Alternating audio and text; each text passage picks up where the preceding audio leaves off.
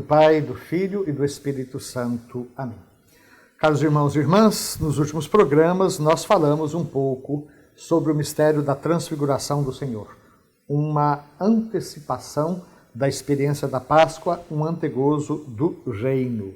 Vimos como Jesus, ao se aproximar da sua paixão, ele reúne consigo Pedro, Tiago e João, conhecido como as colunas da igreja, e com eles vai a um monte elevado e ali ele se transfigura diante deles.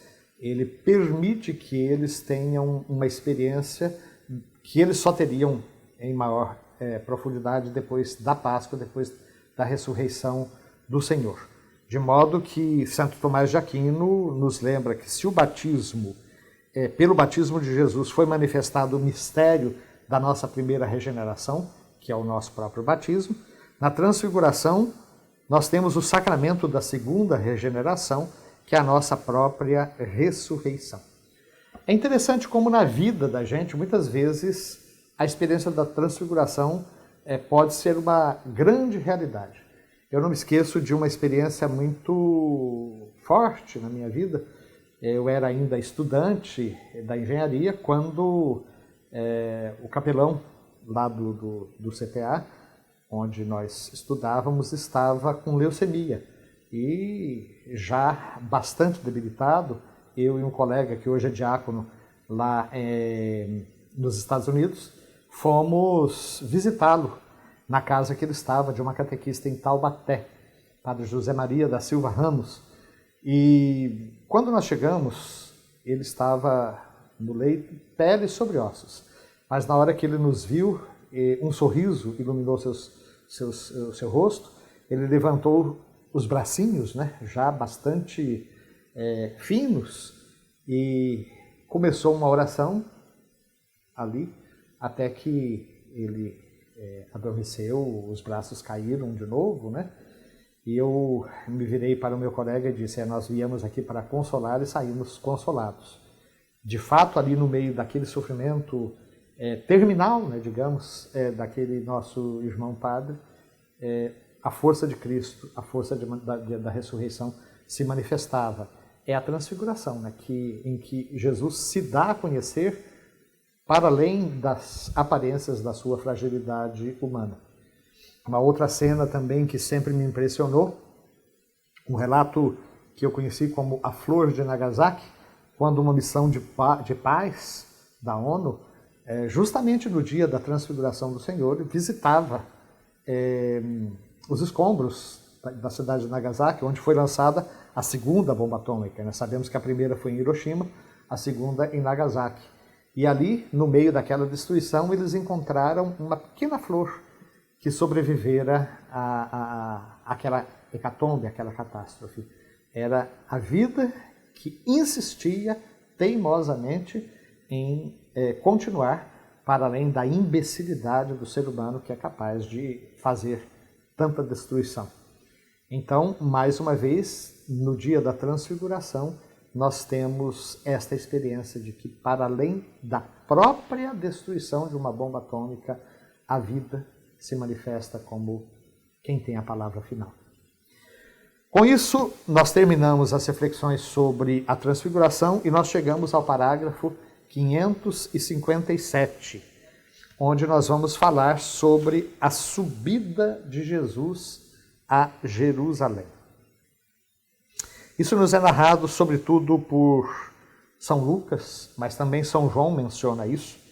Lucas, no capítulo 9 do seu Evangelho, versículo 51, diz que quando ia se completando o tempo para ser elevado ao céu, Jesus tomou a firme decisão de partir para Jerusalém.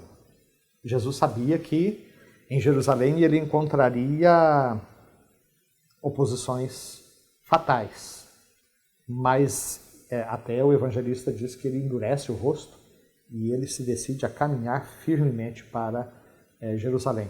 Até sob o protesto de alguns dos seus discípulos que chegaram a dizer, subamos a Jerusalém para morrermos com ele. A gente pode ter a impressão de que era um ato de coragem. Na realidade, é aquele desespero, né? Vamos subir com ele, não tem outro jeito. A gente vai subir sabendo que vai morrer, né?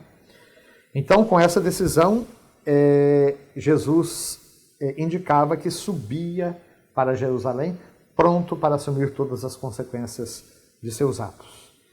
Ele tinha anunciado por 3 vezes a sua paixão e a sua ressurreição.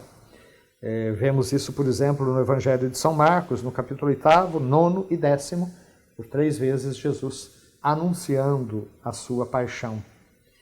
E ao se dirigir para Jerusalém, ele vai dizer: não convém que um profeta morra fora de Jerusalém.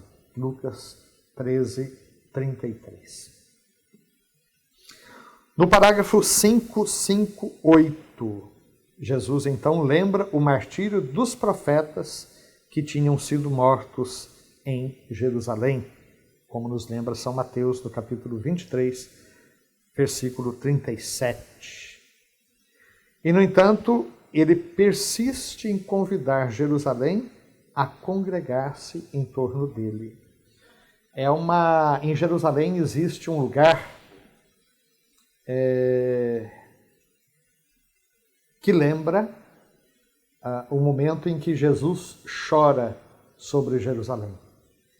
E São Mateus nos narra isso no capítulo 23, versículo 37, quando ele diz: Jerusalém, Jerusalém, que matas teus profetas, quantas vezes eu quis reunir teus filhos, como uma galinha reúne os seus pintinhos debaixo de suas asas, mas tu não quiseste.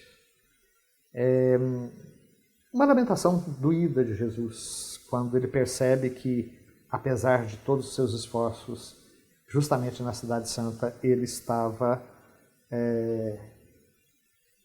sendo rejeitado. E quando Jesus está à vista, quando Jerusalém está à vista, Jesus chora sobre ela. Lucas 19, 41. E exprime uma vez mais o desejo de seu coração. Se tu também compreendesses hoje o que te pode trazer a paz, agora, porém, está escondido aos teus olhos. Lucas 19, 42.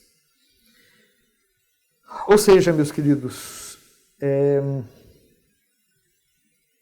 muito significativo como Jesus não esconde os seus sentimentos, a sua humanidade, e como ele abertamente se manifesta, abrindo o coração diante do povo que ele tanto amava.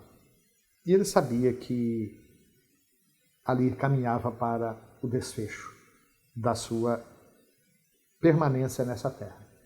Mas sabemos que ali não é o momento final, né?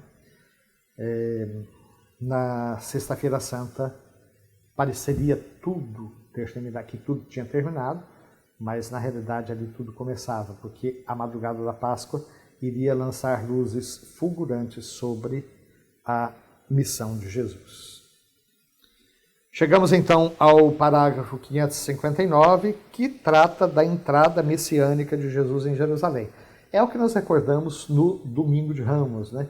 Jesus que triunfalmente entra na Cidade Santa e é aclamado com o povo que estende os seus tapetes e com ramos de oliveira o aclama: Hosana, Hosana ao filho de Davi, bendito que vem em nome do Senhor. Infelizmente, uma multidão semelhante, pouco depois, iria gritar diante de Pilatos: crucifica-o, crucifica-o, que seu sangue caia sobre nós e sobre nossos filhos.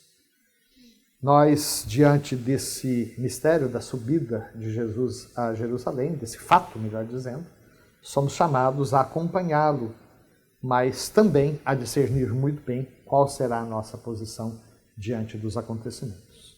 Que o Senhor nos abençoe, nos livre de todo mal e nos conduza hoje e sempre à vida eterna. Amém.